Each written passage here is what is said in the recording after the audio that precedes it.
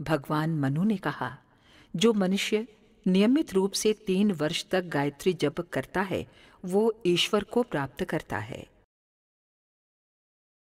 अत्रेय मुनि ने कहा, गायत्री आत्मा का परम शोधन करने वाली है।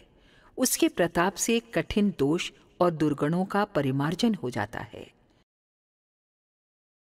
पाराशर ऋषि के अनुसार भक्ति पूर्वक गायत्री का जप करने वाला मुक्त होकर पवित्र बन जाता है।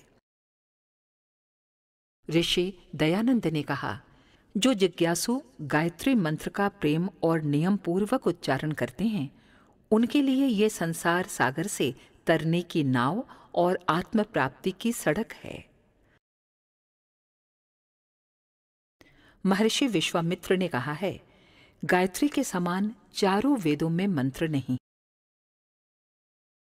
शौनक ऋषि ने कहा, अन्य उपासनाएं करें चाहे न करें, केवल गायत्री जप से ही द्विज जीवन मुक्त हो जाता है। नारद जी ने कहा, गायत्री भक्ति का ही स्वरूप है।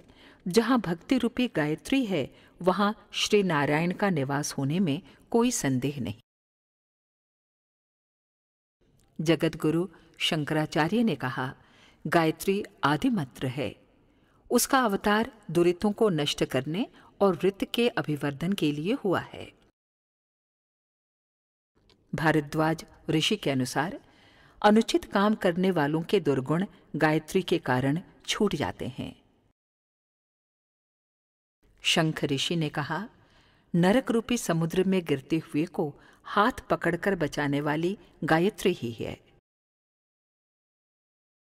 चरक ऋषि ने कहा, जो ब्रह्मचर्य पूर्वक गायत्री की उपासना करता है और आंवले के ताजे फलों का सेवन करता है वो दीर्घजीवी होता है।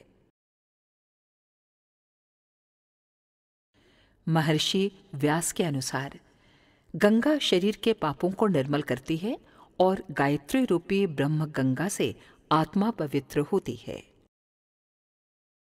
वशिष्ठ ऋषि का कहना था, मंदमति, कुमार्गगामी और अस्थिर मति भी गायत्री के प्रभाव से उच्च पद को प्राप्त करते हैं, फिर सद्गति होना निश्चित है। योगीराज याज्ञवल्क्य का कहना था, गंगा के समान कोई तीर्थ नहीं, केशव से श्रेष्ठ कोई देव नहीं और गायत्री से श्रेष्ठ मंत्र न हुआ न आगे होगा।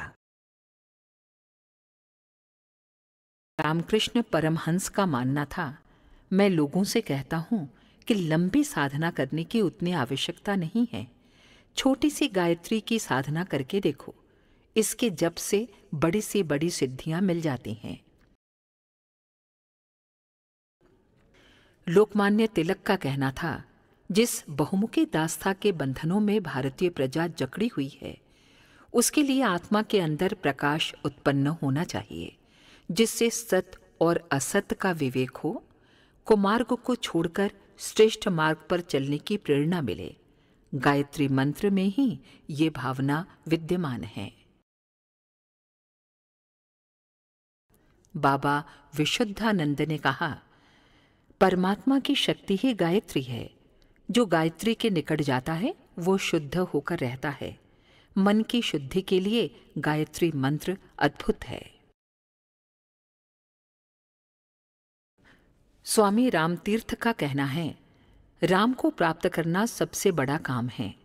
गायत्री का अभिप्राय बुद्धि को काम रुचि से हटाकर राम रुचि में लगा देना है। जिसकी बुद्धि पवित्र होगी वही राम को प्राप्त कर सकेगा। महामना मदन मोहन मालवीय का कहना था, गायत्री से बुद्धि पवित्र होती है, ईश्वर का प्रकाश आत्मा में आता है, इस प्रकाश से असंख्य आत्माओं को भव बंधन से त्राण मिला है। महात्मा गांधी ने कहा था, गायत्री मंत्र का निरंतर जप रोगियों को अच्छा करने और आत्मा की उन्नति के लिए उपयोगी है। कविंद्र रविंद्रनाथ टैगोर ने कहा था, भारतवर्ष को जगाने वाला जो मंत्र है वो इतना सरल है कि एक ही श्वास में उसका उच्चारण किया जा सकता है और वो है गायत्री मंत्र। महर्षि रमण ने कहा था, गायत्री ऐसा मंत्र है जिससे आध्यात्मिक और भौतिक दोनों प्रकार के लाभ मिलते हैं। स्वामी शिवानंद ने कहा, ब्राह्म मुहूर्त में गायत्री का जप करने से चित्त शुद्ध होता है, हृदय में निर्मलता आती है, शरीर निरोग रहता है, स्वभाव में नम्रता आती है, बुद्धि सूक्ष्म होने से दूरदर्शिता बढ़ती है और स्मरण शक्ति का विकास होता है।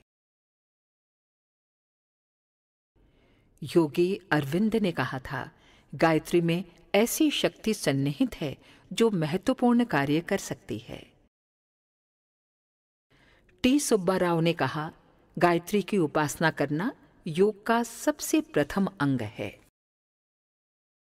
स्वामी विवेकानंद ने कहा था, राजा से वही वस्तु मांगी जानी चाहिए जो उसके गौरव के अनुकूल हो।